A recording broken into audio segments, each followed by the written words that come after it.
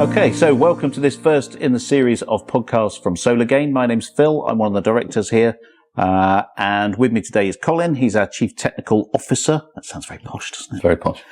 Basically, he's responsible for everything that is to do with technical. So in terms of designing it, fixing it, installing it.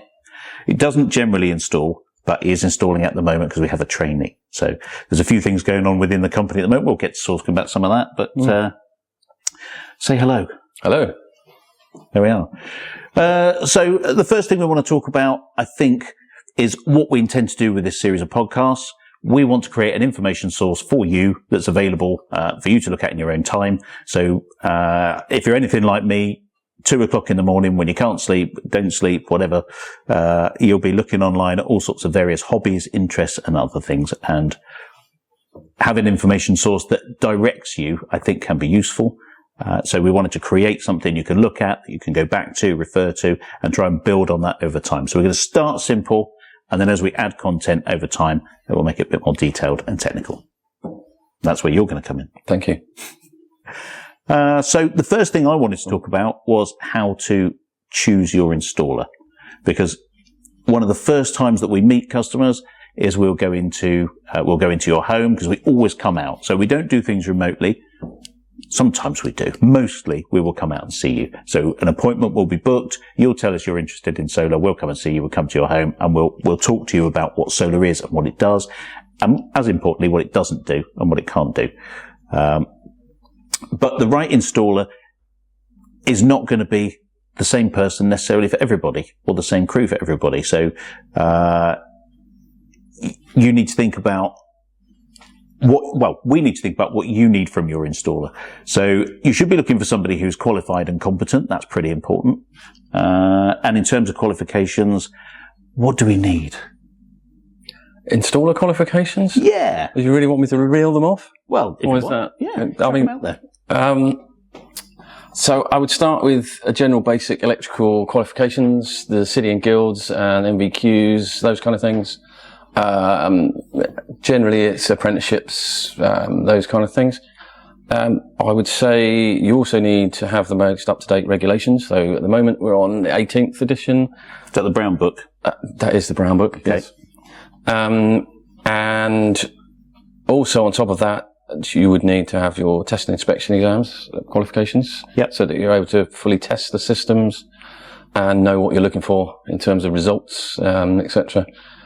Also, there are solar PV courses for City and Guild and the other one, whoever they are. LCL, I think it's called, if I remember right. Okay. And if you're installing batteries as well, there is another one for batteries. So from a team, I would suggest at least one person has those qualifications, and is supervising, overriding, knows everything about everything, basically.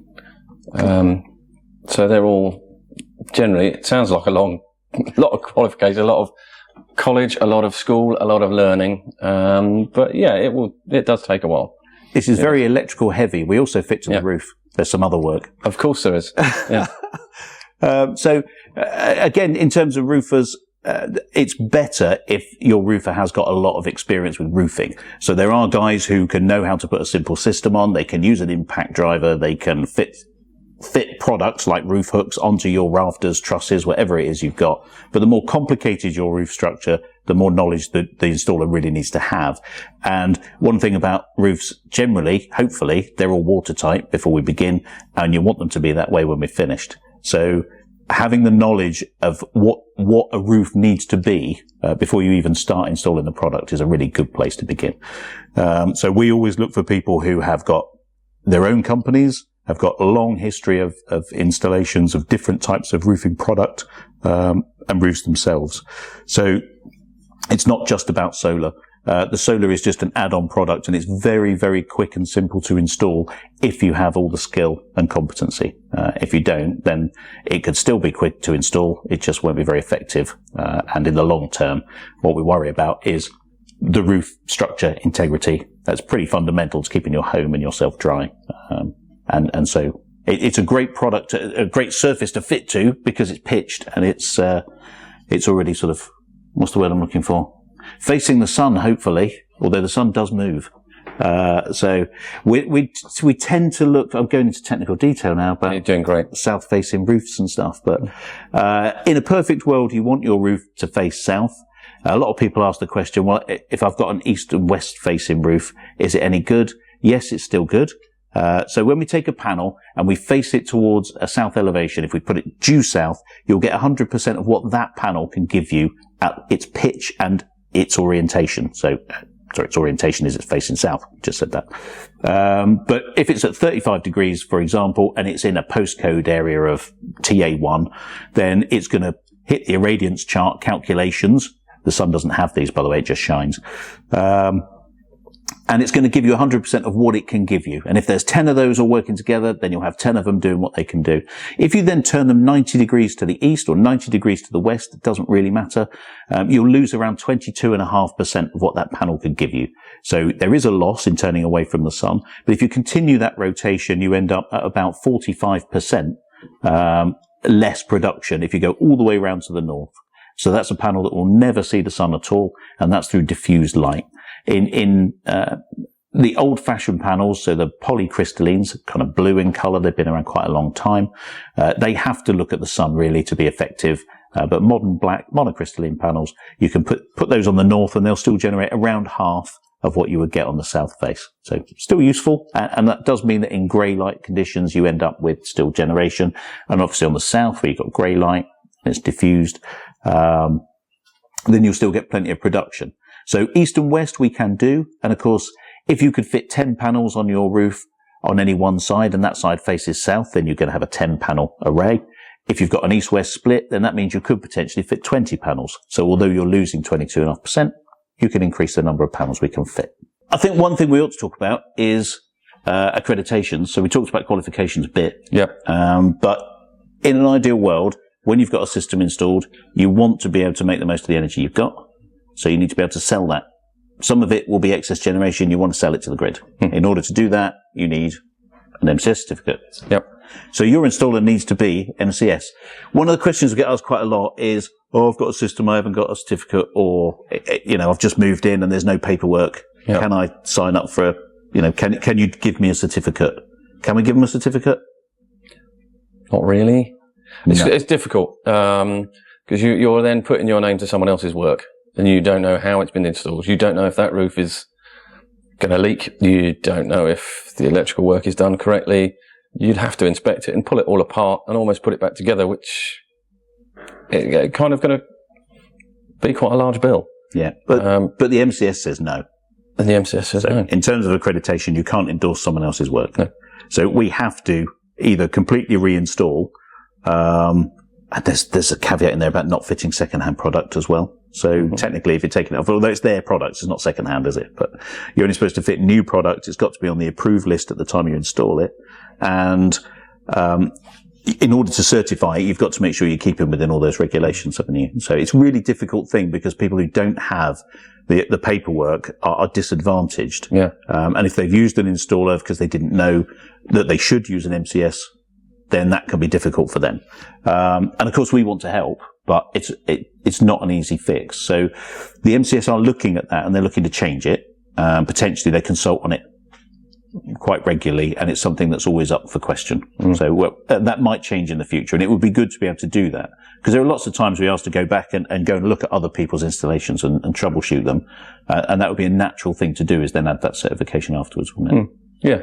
That's it. I think you can dig into their system. You can find out if it's done right or not quite easy, quite quickly. But so the MCS is probably a good place to start for looking for your installer as well. So you can go onto the website. There is a directory on there, and you can search for people, and it will tell you how far away they are from you. So local installers, I would say, would be preferable.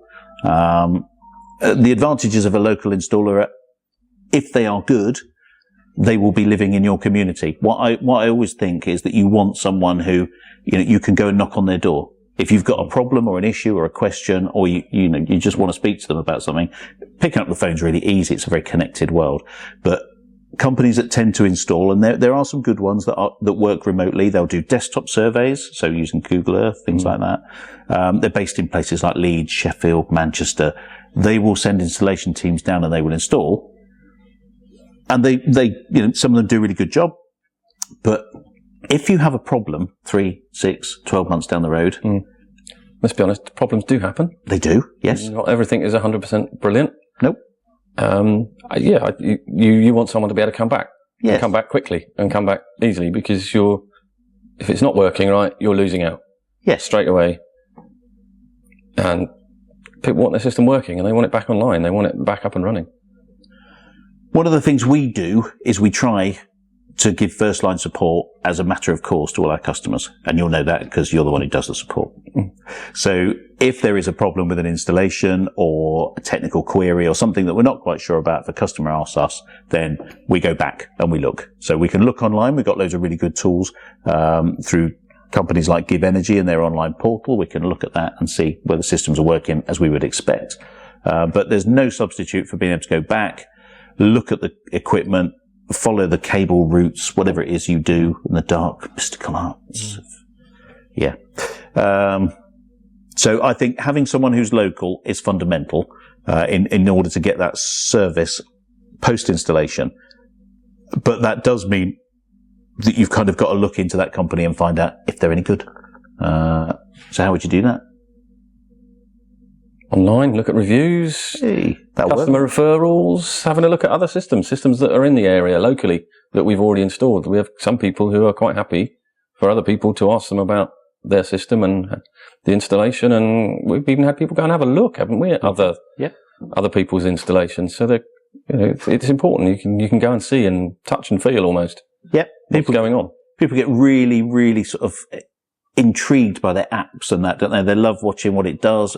Obsessed, I would say. Yeah, well, I was trying to avoid that word. But, and it's one of the nice things about the industry, I think, is that if you do the job well, people love their systems. And all of the customers that we've installed, whenever they speak to us, they're always happy. They're happy with what it does. They love the generation. They love what they bought into. And I think that's a nice vibe within the business. Yeah, I find it quite a lot because I'm the one that goes back normally. Yeah. If there's anything any questions, any queries, it comes to me. I go and see them. I speak to them. And the amount of people that tell me how it's exceeding expectation and they're really happy with it. They're getting money back. They're saving money. They're really happy. They're really pleased with what they've been given. Yeah. And something I think we need to do as a company is put those sort of customer perspectives out there. So that's something that will be coming down the road. We want to talk to customers and get them to talk to us. We did actually invite a couple of people to this session, but actually all the people that are local either couldn't come, wouldn't come, got scared, whatever. There's a couple of people on holiday at the moment and a couple of people who are really keen but just not here. But we will be talking to them in the spring. So when we're thinking about choosing your installer and we're looking at local companies, we can look at reviews. Reviews are really important, and it's as a small company, it can be quite difficult to get your reviews everywhere. So if we get a review from a customer, I personally feel that's our review. We did the job for you. You said what we did, and we should be able to post that. But there are lots of different platforms that don't let you use your review in different places. So if a company's only got sort of 4 or 5 reviews on Google or 4 or 5 reviews it doesn't mean they've only got 4 or 5 reviews. It just means they have to keep splitting those reviews out. So, that's... So if someone does a Trustpilot review, they can't necessarily use that on a Google review?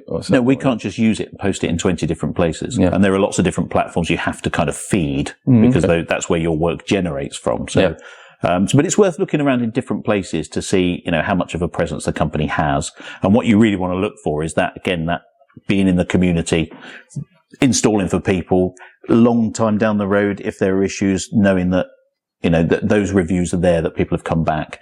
So we get probably 5 to 10 emails a week from companies offering to remove any negative reviews we've got or create reviews that are 5-star and absolutely glowing. But that's like, what's the point of a review platform if you can do that? I don't even know if they can because I've never asked anyone to do it. I don't want to do it.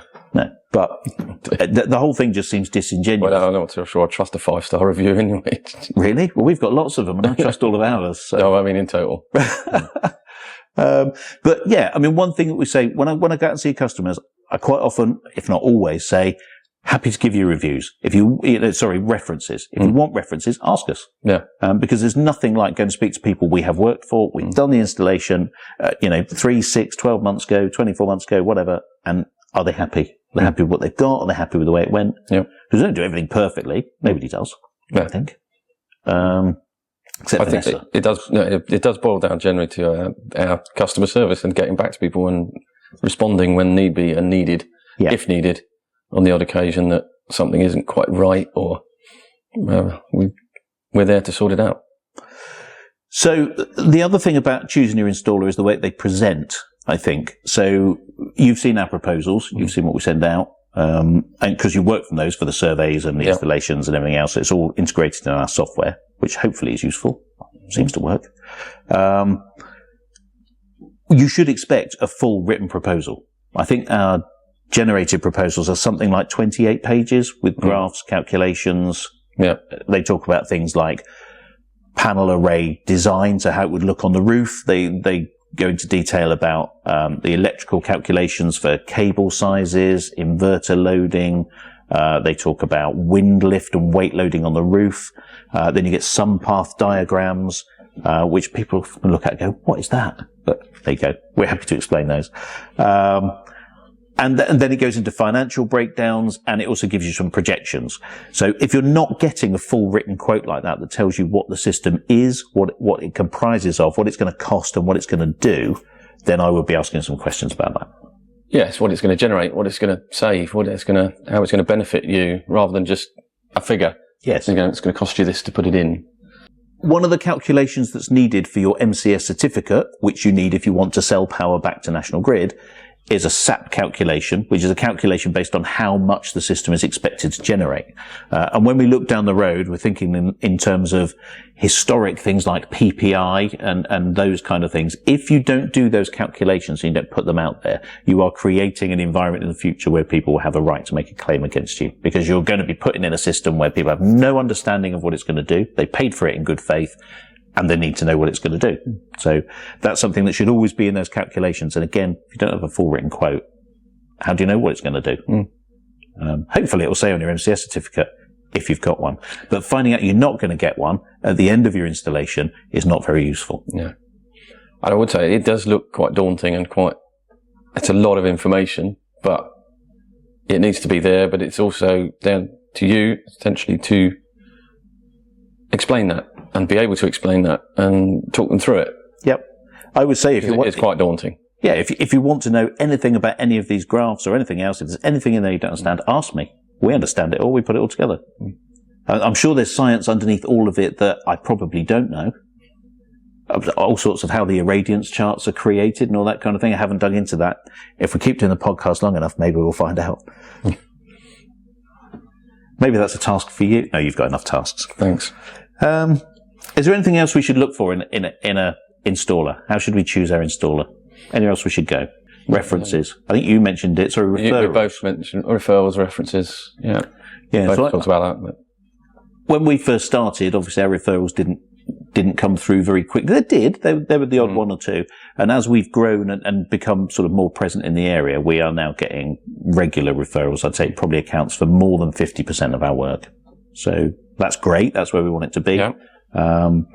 I was talking to somebody the other week who made an interesting observation. He said that as you grow and scale as a business, you're going to have to put people on the ground that aren't you. And how do you maintain that kind of that focus and integrity and that customer service? I don't know is the short answer. We'll just keep doing it. We'll just keep doing what we do. But it's not about us. It's about how to choose your installer. Yeah. We are available, but there we go. That's merciless. Shameless advertising. Warranties on equipment. You should know what the warranties are. They should be telling you. So I think realistically, if we just boil it down, kind of summarize a little bit, it's too much waffle. You should be looking for a company that's accredited, a company that is local, a company that's got good experience and knows what they're doing, a company you can get references from who will give you a full written proposal in the first place, and one that will, is in their community, so they're going to come back and help you in the future. They stand on their reputation. The only thing we haven't talked about is what to avoid, and I think it's kind of all the opposites of those. And do your due diligence, really. It's a big investment to put solar in. It does cost a lot of money. Saves you a lot of money. It does. It does cost a lot of money. So just make sure before you go down that road, you are choosing the right people that are going to work for you. We didn't talk about pressure selling. So currently we're members of HICE. So I can't even remember what that stands for. It's the Home Energy Insulation something scheme. I've got a brochure somewhere that tells me. Yeah, what is it? What the brochure? What is HICE? What is HICE? HICE is an accreditation company. So they're like, a code of conduct authority. So there are two in the industry, REC and HICE. I have to explain what both those are now, but I can't off the top of my head. So we're members of HICE. I've already said what they stand for.